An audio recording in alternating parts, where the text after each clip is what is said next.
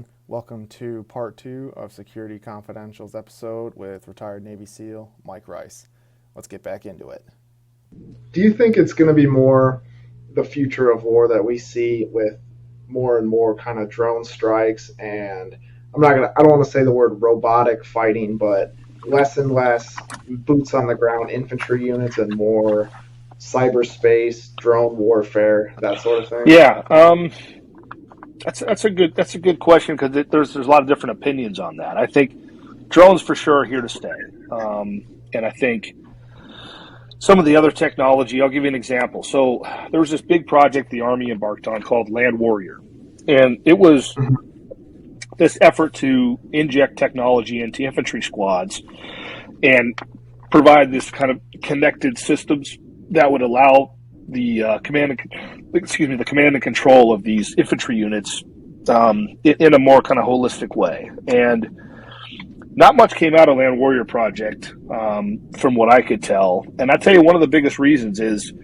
for those of us who've been on the ground, there's a lot going on. So when you're walking, right, you're talking, you're trying to maintain situational awareness, you're on the radio. As an officer, I would sometimes have 2 radios, and I'd have somebody talking in both ears, and then I've got my senior enlisted talking to me as well. So I got literally 3 people talking to me at the same time. So you've got all this going on, and you're trying to wear night vision goggles, which, by the way, right now have no depth perception. So wearing NVGs at night when you're stomping around the hills of Afghanistan is not easy. Mm-hmm. It's not easy at all, even just without all that other stuff I described going on. So things like these connected soldier systems, there needs to be, and there is, I think, an effort to try to make them more useful instead of just more crap we got to carry. Because that's another thing. Mm-hmm. We learned in Afghanistan especially, some of the areas in Afghanistan had some significant terrain and we learned that we had a phrase, light is right. Well, and so the guys were working very hard to lighten their loads and to get their gear, their kit. They tear tags off. It was just like the mountaineers do, all the ice climbers and mountain climbers and things. They go as light as they can. We had the same kind of approach. We really tried to lighten up our gear, only take what we absolutely needed.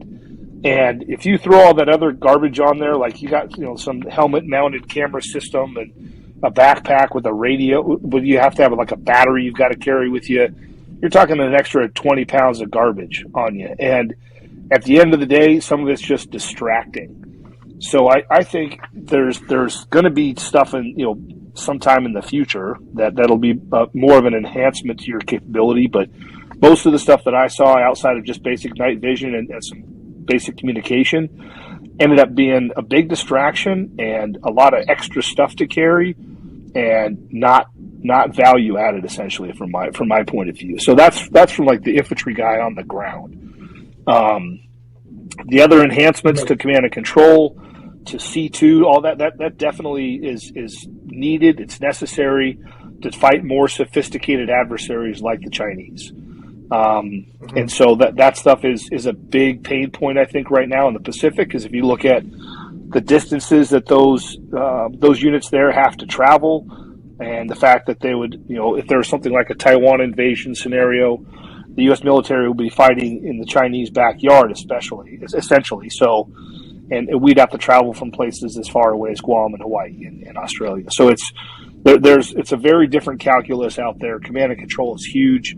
To go back to the SEAL on the ground in Afghanistan or Iraq, we tried to keep it as straightforward as we could. Some enhancements, but there wasn't a whole lot of like gadgets and whiz bang stuff out there. We just didn't have time for it. It was distracting. Oh, that makes sense, because you guys are more of a quick in and out unit to begin with, so speed is always something you rely on heavily. Right, correct. Right. Speed, and you just, in the worst case scenario, you don't want to have a whole bunch of extra junk on you if you got to, shoot, move, and communicate for long periods of time. So, yeah, that makes total sense.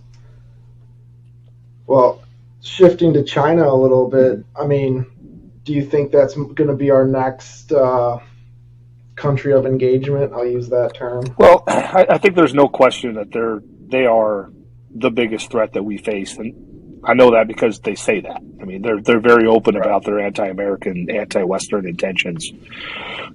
And I'll give you an example of what the Chinese do from an infrastructure point of view. So there's a growing realization now, thank goodness, in the West, that Chinese companies like Huawei are part of the Communist Chinese Party, and this seems kind of simplistic, but I think Americans really, prior to President Trump, because he was the one that was the first one to really raise the flag on this in a way that got people's attention for all his faults. Right. That was definitely something that he did.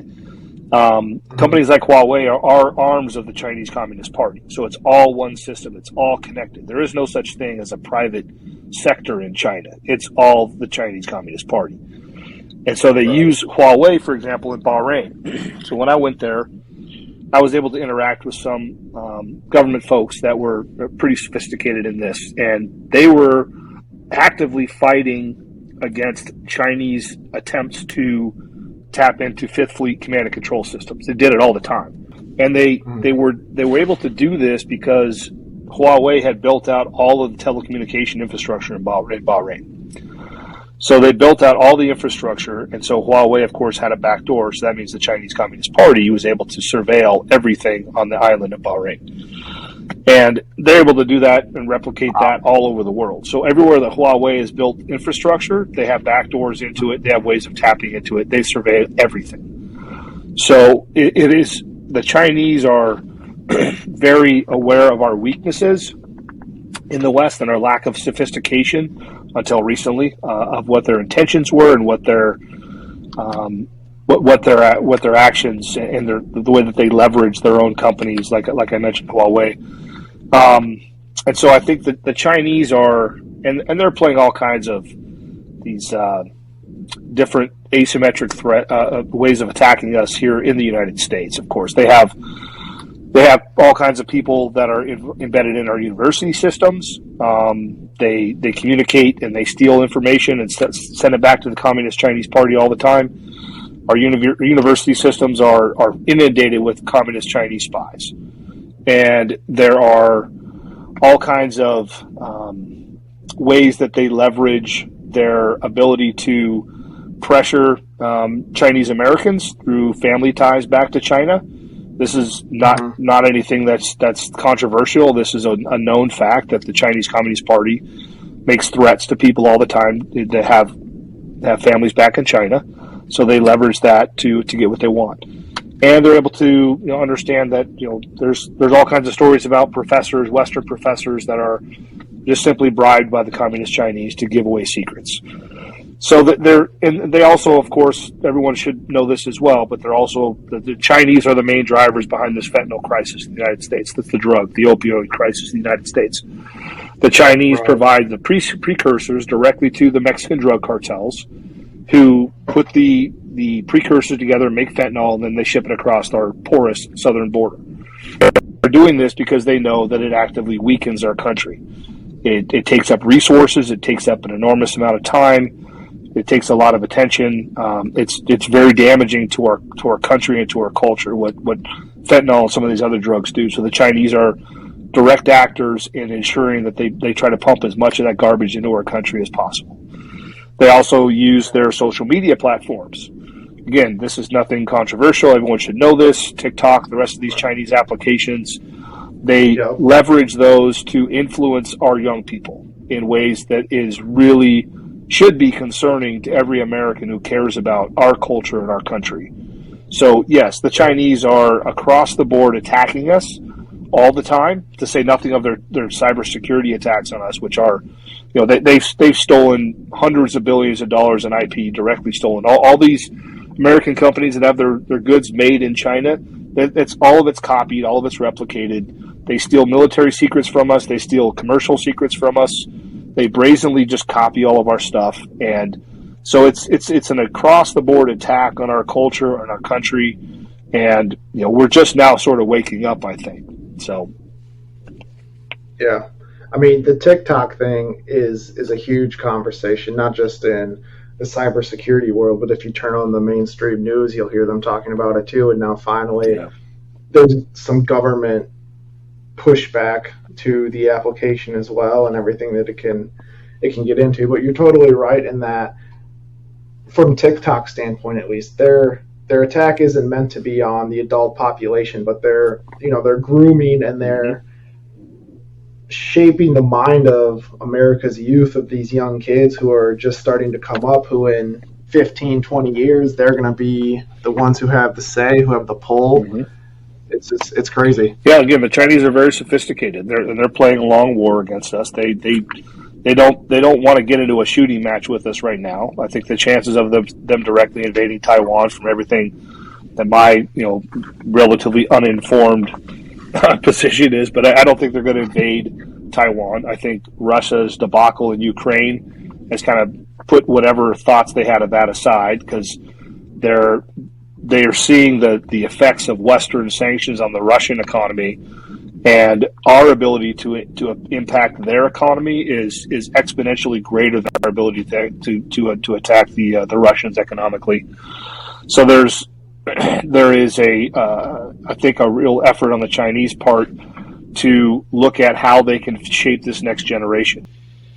So what do you think those balloons were that were floating over the United States that people are saying they're Chinese spy balloons, and then other people are saying they're UFOs, and other people are saying they're weather balloons from so whoever? I actually had a conversation with a friend of mine that he works for a government agency just about this last week, because I was curious too. And so I don't know really anything other than what anybody else knew up until just this conversation. But I'll pass on a couple of things, because I think it's getting out there. It's relatively open source right now. But yeah, there were mistakes made after the big balloon was shot down. A couple of big balloons were shot down, where some of the other ones were like some students' weather balloons or something like that. It was kind of a tragedy. I saw a picture of something online, and it was like the size of a beach ball. Yeah. I mean, little bit of an overreaction, but they're trying to make up for their mistake. But at the same time, it may not have been a mistake, because here's what I learned. So this absolutely was a spy balloon. But if anything, it's an indication of just how the President Xi, the president of the Communist Chinese Party, he has so much control over that country, and has removed any sort of really smart people out of his cabinet, that nobody wants to tell him no. Nobody wants to countermand anything that he says. And sometimes there's not a lot of sophistication, a surprising amount of unsophistication in the Chinese approach to things. So they put together this gargantuan balloon that was full of Chinese surveillance technology, and we were tracking it pretty much the whole time. And we were able to. So when I'm sure all the cybersecurity folks on this call know, when you're doing surveillance, you can also be surveilled. So it's a two-way street. Once you open up that line of communication, it can go back the other way as well. And so we were able to do some really good sort of data gathering on their technology, and they flew this balloon. They were trying to get information supposedly about some of our nuclear silos, and because they're still trying to learn how to build these nuclear silos like we have. So we just closed them up, shut them down. They didn't really get any information that was useful, because we were tracking it the whole time. And yes, was it embarrassing politically? Of course it was. And handled very poorly? Of course it was. The Biden administration did an awful job telling us what was going on and why, what was happening. But at the end of the day, there was not much useful information sent back to the Chinese. They really were kind of embarrassed, because they made them look really stupid. And we were able to collect pretty much all the stuff that was on that weather balloon. Once it got shot down, we had assets go over and collect it all up out of the ocean, and now we're able to reverse engineer all their stuff that was on that balloon. So overall, it was not a win for the Chinese. It was more of a win for us. It was more, I think it was the political damage was more on our side. But yeah, it definitely was a spy balloon for sure, but not a very sophisticated effort to try to collect information. Pretty amateurish, frankly, from what I understand. So Wow, that's crazy. I mean, it definitely goes to show how whatever media source wants to sway the conversation is exactly how the public is going to take it. Because how you put it, makes it does make it look like and seem how it was as a total win for the U.S. for us gathering this information about them and them really not getting anything in return. But if you've watched any news in the past 3-4 weeks, it's been all how China's spying on us and we didn't even know about it and this and that and the other thing. Yeah, well, of course we knew about it, but that's about as much as I know. Everything else I would say beyond this is speculation. So, yeah, we knew about it. We knew about it the whole time. There was just some decisions made, I think, which probably could have been communicated a little bit better. Well, where do you see the war in Ukraine headed? The whole thing in Ukraine, I think, it did expose the Russians for what my understanding for years, from talking to Army Special Forces guys that were really focused on this problem for a long time.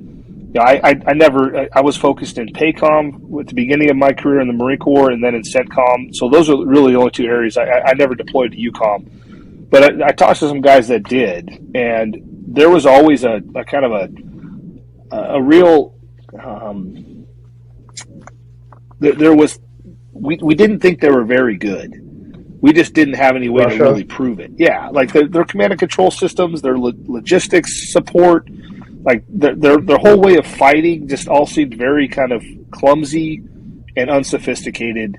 And so there was a lot of skepticism about how professional they were. And that's bottom line is that's what's been exposed here in Ukraine is the absolute buffoonery that is the Russian army. I mean, they are absolute idiots and some of the least sophisticated soldiers on the planet. And there's just been example after example after example in this war about how they can't even do basic things right. Beginning of the war, remember the big convoy that came down? And some like 40-mile long convoy or something ridiculous, right? Thousands of vehicles. Well, they didn't bring enough fuel for them, so they ran out of fuel. So they all had to walk back. And they ran out of food along the way, so half of them were starving when they got back, too. The ones that made it back. So, I mean, and they look at their armor tactics are very, very rudimentary, not very sophisticated. They've got some tough soldiers, but now they're throwing, Wagner Group, which has got a bunch of criminals. This is like classic, almost World War II style, like frontal assaults using criminals. So what is the Wagner Group exactly? Because I saw something on them today, and I didn't drill down into it too much, but it seems like they're just kind of mercenaries for hire. Yeah, that's what it is. Yeah, they're led by this politically connected guy. He's a friend of Putin's. And they do stuff like all around Africa and some other parts of the Middle East, and they've been in Syria for a long time now, and they're just there's some guys that have some military training. There's a lot of criminal types there, and they're just like a mercenary organization that go around and help out help Russian causes around the world, essentially. So, yeah, wow, yeah, I mean. It makes a lot of sense as far as how bad Russia is performing because, in my opinion, and what little I know, if you look at the size of Russia and you look at the size of Ukraine, just from that aspect alone, you would think that they would just be able to go in there and roll that country in 3-4 weeks. Right. I mean, it should be a landslide victory for them, and the fact that we're going on a year now it just blows my mind. Yeah, it's essentially at a stalemate right now. So it's, I don't know. I mean, I honestly haven't spent a ton of time looking at it. I know some guys that are working hard to get stuff over to the Ukrainians that are giving them some supplies and Western stuff. And yeah, I think that's probably the right thing to do. I think this is not something which we should be tolerating from any country. And this isn't the 1820s or something or the 1600s. I mean, you can't just be invading countries now. I mean, we're supposed to be a little bit more cultured as a species at this point. But Putin is a bit of a throwback. So and look, his perspective is he was feeling threatened by the expansion of NATO, and that's one of the positions that he's had, and I think there's some actual truth in that. Right. I think NATO has been kind of aggressively expanding towards the borders of Russia, and he's been warning them for a long time, don't do it, you better stop. And they continued to expand. The Europeans didn't think he would attack, and he certainly did. So I think it just goes to show, like, when you push somebody into a corner, where they feel like they're in a corner, they could respond in ways that don't make a lot of sense sometimes. So, but if you look at it from his point of view, he's defending his borders, he's defending his country. There's a lot of Russian speakers down there. It's kind of similar to what some of his justifications for invading Crimea as well. So it's part of his effort to keep his country physically secure. So. Mm-hmm. Yeah, I listened to some guys talking about it, and essentially they were kind of taking the position that what Putin is doing, what he's done, is the same that America would do if, China wanted to put a military base and bring Canada into their communist republic. Well, look what we did back in the 60s, right? When the Soviets tried to put missiles in Cuba. Yeah, I mean, yeah. So there is some. I think sometimes we need to be a little more introspective and realize, like, yeah, we in the United States are blessed with two large oceans on either side of us, and the geography of other places just is not quite the same. And yeah, so the Russians have been invaded many times in their history, and there's a sense of paranoia about those folks. So, and Putin has tapped into some of that paranoia and that nationalistic fervor, and yeah, he's trying to secure his country. But we wouldn't necessarily, I think, look at it the same if the Chinese, had established bases in Mexico or something, or they're trying to bring Mexico into some sort of alignment with them. But yeah. Well, with them pushing fentanyl through there, it might not be long before that's an actual reality. Well, yeah, that's our country really needs to get serious about this southern border issue. And I know we're getting way off topic here, but if you talk about threats to our country, Right. there's really, you want to come up with like a top 5, that southern border issue's got to be one of them. I mean, there's so many things that happen that are just weakening our country, and there are good people who are caught up in this. I mean, I've read some statistics about the fact that most of the girls that and young women, or even middle-aged women that embark on this journey, are raped along the way. They're exploited. There's just a ton of. It's a human tragedy, is what it is. It's a giant human tragedy with all kinds of politics being played. Yeah, no, you're totally right. You gotta fight for what you want, and sometimes that fight isn't necessarily a physical battle, but more of a just saying the truth, saying what's on your mind, saying what you believe, and there's got to be more of that. Thanks everyone for tuning in to this special episode of Security Confidential. If you guys like this style, the shorter videos broken up into series, please let us know in the comments below, and we'll continue to keep doing more of this stuff. Until next time,